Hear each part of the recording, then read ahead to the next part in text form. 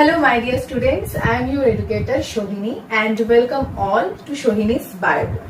In the previous video we have discussed about the Mendel's very first experiment, that was the monohybrid cross. Now today we will discuss about the dihybrid cross. But I forgot to tell you about another important terminologies, so let's learn them first.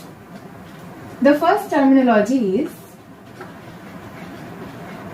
the phenotype and the second one is the genotype. In the previous video I have told you that the capital T expresses the tallness. The capital T small t also expresses the tallness. But we can see that both have different genotypic arrangement, right? One have the two same allele, that is both are capital T. The another have two different alleles. They are one as capital T and the other allele is small t. But the two expresses the same character, that is tallness. And if the alleles are small t both, then it will express the dwarfness. So we can see, despite being of different genetic combination, both of them represents tallness. This outer expression, that means the external feature of the organism, is known as the phenotype. But we can see that the internal combination of the genes or alleles are different. This internal organization of the alleles are known as genotypes. So tallness can be expressed because of two genotypes, capital T or capital T small t. But the phenotype is only one, that is tallness here. But the small t, it is the genotype and it can express only dwarfness. So for the genotype small t, there can be only one phenotype, that is dwarfness. So basically what I am trying to say is that the outer expression of the character, that means what we can see from the outer side, the plant is tall or it is dwarf. This is the phenotypic expression. This is the phenotype. And what's genotype? What we cannot see. We cannot tell the plant if it is pure or if it's hybrid. Pure means it has both alleles same, it is homozygous. Or if it's hybrid, that means it has two different alleles. We cannot tell it by just looking at the plant, right? So phenotype is the outer expression, genotype is the inner combination. Now let's move to the main topic, that is dihybrid cross. We have already learned about what is monohybrid cross and what is dihybrid cross. Monohybrid cross, I have already told you that when we take one pair of opposite characters, like we have taken the character of height or stem height to be specified, and it has two opposite traits, that is tallness and dwarfness. That's monohybrid cross. But when we are taking two opposite pairs of characters, that means if we are taking stem height and the opposite traits will be tallness and dwarfness. And we are taking another character, for example like flower color.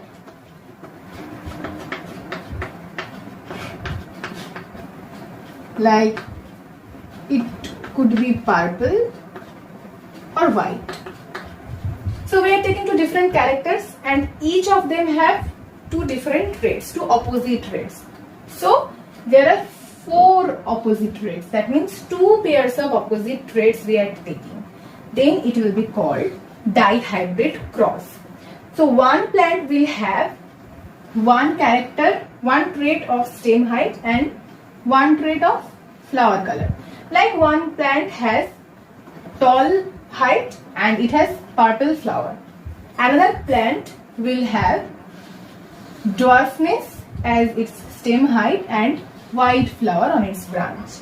So one plant tall with purple flower color, one plant dwarf with white flower color. So we can see that the two plants have opposite traits for two characters. That's why the cross in between these two plants will be called a dihybrid cross. Okay, so this was the basic of dihybrid cross. Now let's move to the dihybrid cross that Mendel had performed. Mendel had two characters. One is the cotyledon color. Alright. The second is the seed shape. The cotyledon color can be of two types. One yellow, the other green. And the seed shape will be of two types. It can be round or it can be wrinkled. So we have two characters and four opposite traits. Now the plants, he took one plant with yellow cotyledon and round seed. Let's write it down as yellow round seed. It will be easy. Yellow round seed, one plant, and the another plant with green wrinkled seed. Then he crossed in between two plants. So what did he do? And how we will write the dihybrid cross performed by Mendel. So let's assume that the allele for the yellow color, I am writing in short, the allele for yellow color as capital Y. Why we are taking the yellow color allele as capital letter? Because the yellow color is dominant over the green color. I have already told you about the dominance and recessiveness, right? So the allele for the yellow capital Y and the allele for the color green small y. Then we will write that the yellow color is dominant over green color. Okay, so this is one pair of opposite character. Now let's go to the second pair. Let's assume the allele for round seed is capital R. R stands for round, and the allele for wrinkled seed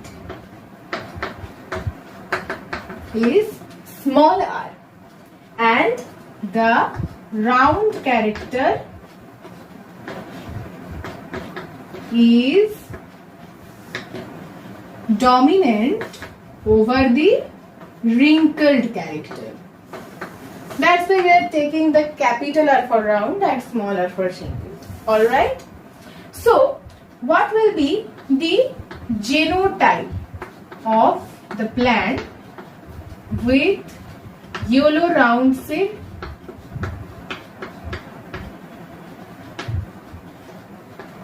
It will be, if it is pure, okay. So genotype of Mendel had took the pure plants. Genotype of pure yellow round seed will be capital Y, that's for pure yellow color, and capital R, that's for pure round shape of the seed. And the genotype of pure green wrinkled seed.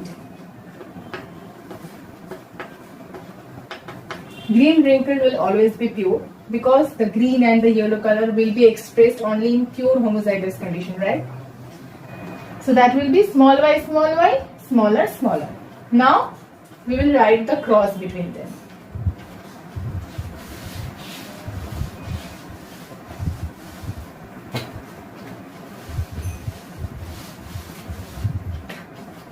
So they are the first parental generation.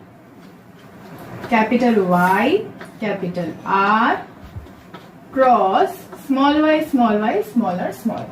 Now the capital Y, capital R, capital R will produce only one type of gamete. That is capital Y, capital R. And this one will produce one type of gamete, small y, smaller. This is the first gametic generation. Now what the first filial generation will be? These gametes will produce capital Y, capital R, smaller. That's a hybrid one. And what will be the character of this plant? This has capital Y, small y genotype, so it will definitely express the yellow color.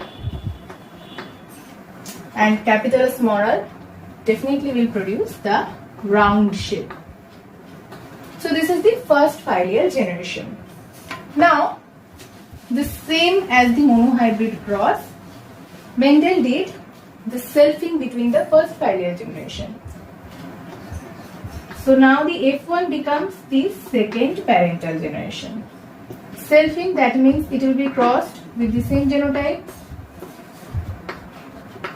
Okay. Now we will get 4 gametes each from one of these. It will produce the 4 gametes. What will be the gametes? The gametes will be capital Y, capital R, capital Y, small y, capital R, small y, small r.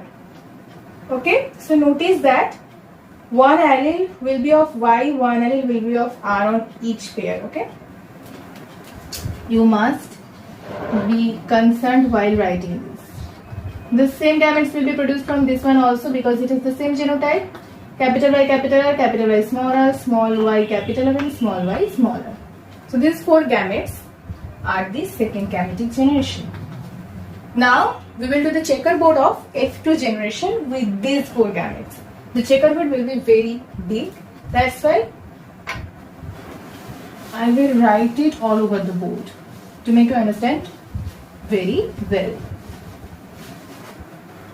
So we will write the F2 generation checkerboard. Checkerboard is also known as the Punnett square process.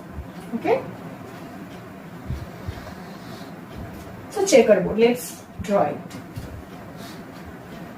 You have already learned how to draw a checkerboard. We will write 4 gametes as the male one and 4 gametes as the female one.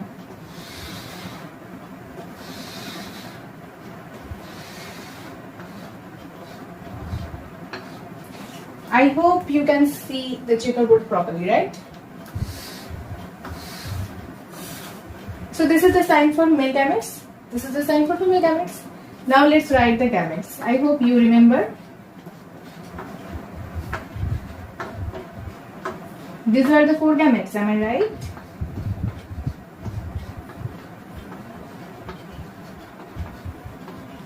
Okay. Now let's write the genotypes of the offsprings. This one. What will they form? Capital Y, capital R, small r. From this capital Y, capital R, small r. So I am writing all the possible genotypes.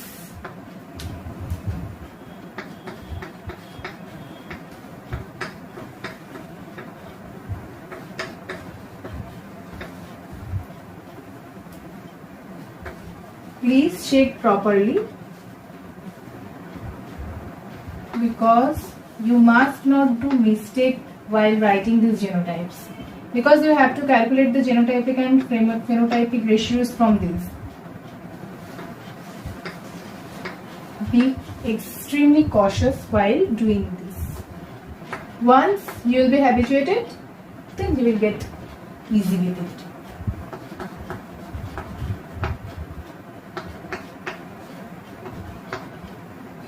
I hope I am not doing any mistake. and the last one y, smaller, smaller. So these are the possible genotypes of the F2 generation offsprings. Now you have to write characters of the each genotype. Okay. What will the character of this genotype? Definitely it will produce yellow round seed. I am writing in short Y and R. Okay. This is also yellow round. This is also yellow round. This is also yellow and round. This is also yellow and round. This is yellow wrinkled. That's a new combination that were not present in the intergeneration. This is also yellow round. This is yellow wrinkled. This is yellow round. Yellow round. This is green round. It's also a new combination. This is also green round. This is yellow round. This is yellow wrinkled.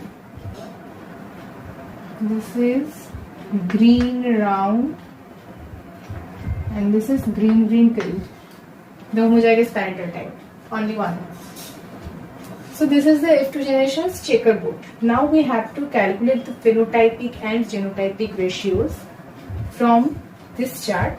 And for calculation we have to build another chart. So I will write them. But I have to clear all this. So let's calculate them first. Okay. How many genotypes we have? We have one genotype, capital Y, capital R, capital R. Okay. We have another genotype, capital Y, capital R, small r. Then we have capital Y, small y, capital R, capital R. Capital Y, small y, capital R, small r. All these four genotypes are producing yellow cotyledon and round seeds. Now,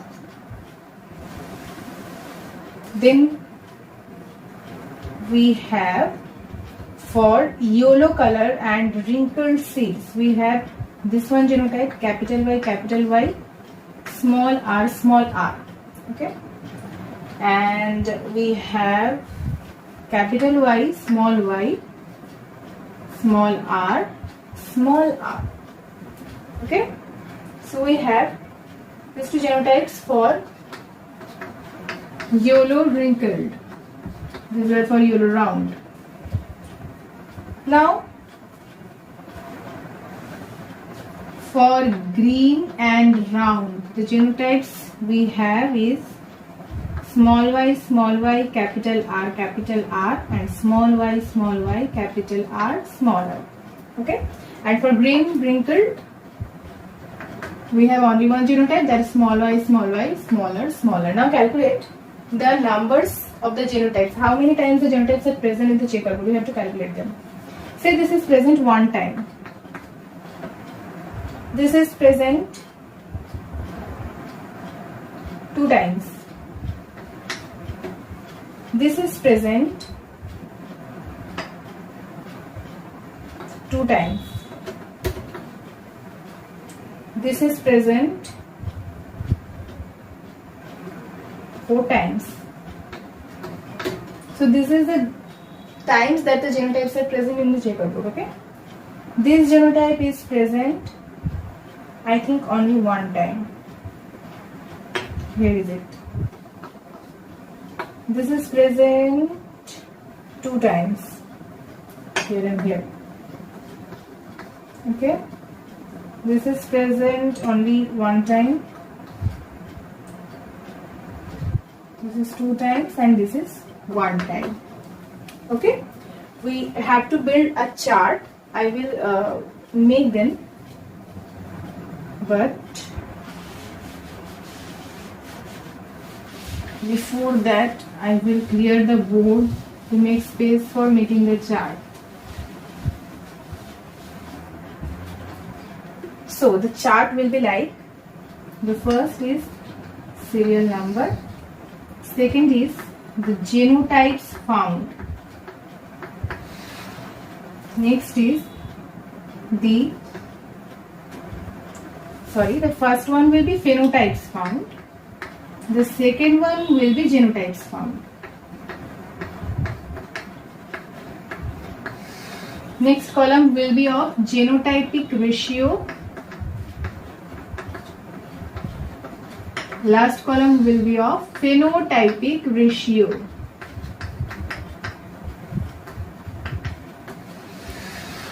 So what are the phenotypes we found? There are 4 phenotypes we have found. One is of yellow round, then is of yellow wrinkled seed, then green round seeds, then green wrinkled seeds. These are the 4 phenotypes that we have found in the FT generation. Okay. Now what are the genotypes that we found? We have already write it there. So for this phenotype we have 4 genotypes. We will write it one by one. I am not writing it again. For yellow wrinkled seed we have 2 genotypes, 1 and 2. We will write the genotypes there. Okay. For green round we have also 2 genotypes. We will write it here. And for green wrinkled characteristic we have only 1 genotype. We will write it here.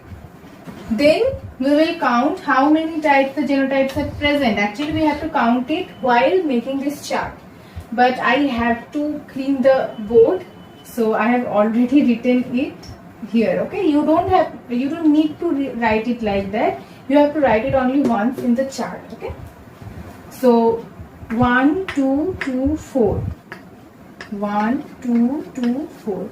This genotype will be written here and its ratio is 1, so I am writing it here. This genotype is present 2 times. This genotype is written here. Okay, so 2. This is here, so it's also present 2 times, and this genotype is written here. It's also present 4 times, so 4 times. This is 1 2. This genotype 1. This genotype 2, and this is 1. Okay. What is the genotypic ratio now? The genotypic ratio is 1 2 2 4 1 2 1 2 1. Okay, like 1 is to 2 is to 2 is to 4 is to 1 is to 2 is to 1 is to 2 is to 1. This is the genotypic ratio. Okay, what will be the phenotypic ratio? Phenotypes are only 4. This phenotype is present 9 times. 4 plus 2 plus 2 plus 1. This phenotype is present 3 times. This phenotype is present 3 times, and the last phenotype is present only 1 time. So what will be the phenotypic ratio? The phenotypic ratio will be 9 is to 3 is to 3 is to 1. So let's write them down. The genotypic ratio will be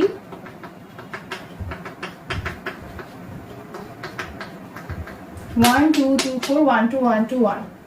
We will soon memorize the ratio, but you don't need to memorize. Okay, because if you memorize and if you do not write the genotype synchronously with the ratios, then the marks will be cut. Phenotype ratio: yellow red. Okay, so you have to write yellow red, not red. Yellow round is to yellow wrinkled is to green round is to green wrinkled, equals to 9 is to 3 is to 3 is to 1. Well, you can also write the genotypes in the genotypic ratio before writing down the ratio, or you can directly go to the ratio. Okay, so this was the dihybrid cross experiment done by Mendel on the plant Pisum sativum, that is the sweet pea plant. We have already learned in the monohybrid cross. Okay, so this is it. This is the dihybrid cross.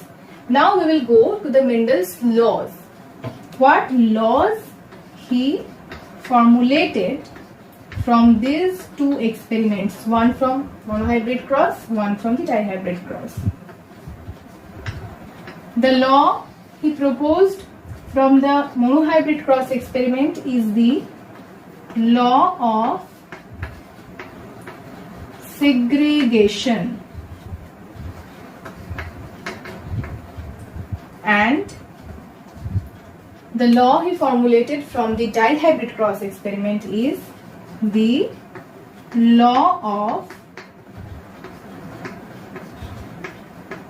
independent assortment. What are the sayings of these laws? Let's move to the laws. The first law states that what we have found from the monohybrid cross, try to remember. We have started with the capital T genotype and the small t genotype. Okay? With a pure tall plant, with a pure dwarf plant. But in the F2 generation, what ratios were found? What the genotypes were found? Capital T, small t and small t, small t. So it says that the two alleles are segregated in the time of formation of the gametes. We have formed the gametes like the capital T, the small t, then it formed the capital T small t hybrid. The capital T small t hybrid produced two types of gametes, capital T and small t. And then the capital T small t, as the gametes were segregated, just because of that, we found the capital T small t combination. If the gametes were attached to each other, if the alleles were attached to each other in the time of gamete formation, we will never found this genotype. So the first law states that the alleles are segregated at the time of formation of the gamete. This is Mendel's first law, that is the law of segregation. Now what is the second law?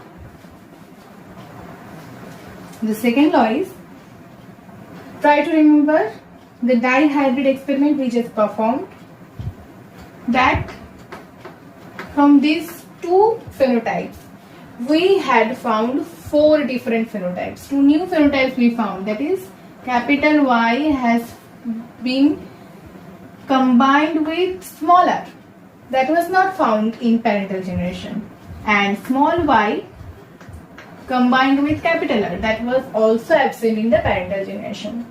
So it means that the alleles are not only separated at the time of gamete formation, but also are independently combined with different alleles to form new combinations.